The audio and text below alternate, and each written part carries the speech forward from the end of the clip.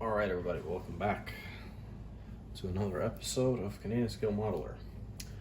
This time around, and looks like what it's going to be for the next few episodes, we will be doing some Canadian military helicopters. I'm going to have a helicopter series coming up. We will start with the one and only, the CH-146, the Griffon, one of my personal favorites. This time around we have the Italeri kit 1:72 scale, kit number 84084 from Italeri, very old kit. From what I gather, it's 20 plus year old kit, and discontinued a long time ago, so we managed to find a couple, and this is one of them. We will start by building the Griffon and this paint scheme, and we'll see where we go from there. This is what's in the box. Instructions, detail, nice. Always Italeri makes them. A couple sprues, as you can see, very detailed parts, a lot of panel lines, a lot of stuff to work with. This is the box, all the contents in it. You can see this one's a little bit beat up, of course. People have had these things in shelves for years and years, so you'd expect some damage. This is another version you could do, but we're gonna go with the Canadian version of the CH-146 Griffon. So yeah, this is the decal sheet that comes with a kit for the Dutch search and rescue, and I gather this one is the Italian Army version of the Bell 412. So yeah, without further ado, we're gonna start putting this together, and we'll let you know how it goes. We're gonna start following instructions here and starting doing the inside and everything, and see where we come up. Tune in. All right, guys, welcome back. Just a little bit of progress, just to share. This is where we stand right now. The two halves of the fuselage together. Little bit of cleaning needed, and the middle seam here, you gotta fill it up a bit with some putty to make it disappear, just along here. But yeah, this is what we're going with as far as interior is concerned. We're gonna keep it, we did as much as we can, not too much. The doors will be closed, everything will be in closed configuration and sitting. So yeah, that's where we stand right now. Just following this instruction sheet step by step, and just took some time to paint some details inside the cockpit, if you can make it out. But yeah, because we're gonna have all the doors and everything closed, so not much will be seen in this particular one. So I'm not too concerned. So yeah, just a bit of progress. I'd say about 4 hours in, 3.5 hours in, this is where you would stand. So far so good. No major complaints. Just yeah, just work at it, and slowly we'll get there. So far so good.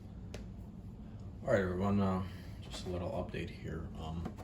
As far as the paint scheme is concerned, I decided to go with this particular scheme just because I recently found some recent pictures of Tail 401, and it is not as the box depicts it here, with the green and the field brown, as they call it. So the recent pictures that I found is more darkish green with the black dark green camel pattern on it. So this is what it will call on the sheet here for the box pattern from Italeri. That's the field, what do you call it? Field drab, they call it here. But decided not to go with this, so I went with the olive drab and added a bit of Tamiya black on it to achieve that darkish brown black camo on it. So yeah, because of some photos that I found and some photos that were passed on to me, Tail 401 recent pictures, it is more in this paint scheme than as the cover shows it, right? Also decided not to go with any of the accessories, the rocket launchers or the winch. None of that stuff I'm gonna have on my model display. So yeah, so far this is where we are. This is the green that I decided to go with, the NATO green from Tamiya. It worked out okay. It looks good too. The video here might not show it as well, but it looks really good. As close as we could have get it to the real thing. So yeah, we're gonna let this dry and clear coat it, and then start with some decals, and then meanwhile work on the main rotor and the blades and putting that assembly together. But yeah, so far this is where we stand. Pretty fun model, really nice, comes together nicely and easily. So far so good. So we'll be back with some decals showing what it looks like and how it's gonna be. All right, everyone, welcome back. Just want to show some progress with a Griffon. We got the paint job done. We got the decals on, and we did a clear coat. When it comes to decals, just be careful. Like I said, this is a 20-plus-year-old kit, and they will be a bit rough, right? So just take your time, use hot water and the solutions, and they might come apart, but don't give up, just get them done. This is where we are so far. The main body is all ready to go. Everything's painted. As you can see, we added a few of the remove before flight tags on the intakes here and on the front, as I've seen in many pictures, and all the pictures that were sent to me by friends and colleagues. What can I say? So far so good. Just the decals, a bit of take extra care, take your time, because they will split and break. But I like the contrast there. The dark with almost green camo. It's not bad. They still show. I mean, the camera might not show it, but yeah. So yeah, we're just working on the prop, the main rotor here. Couple more details on it, and we'll get back with a final show of this model and the final review. So tune in, we'll be back. All right, everybody, here we have it. The Italeri kit 084 off the CH-146 Griffon. There's a couple other options that you can do on the box. But we went with Canadian Griffon, and we went with a camel pattern. It's more recent.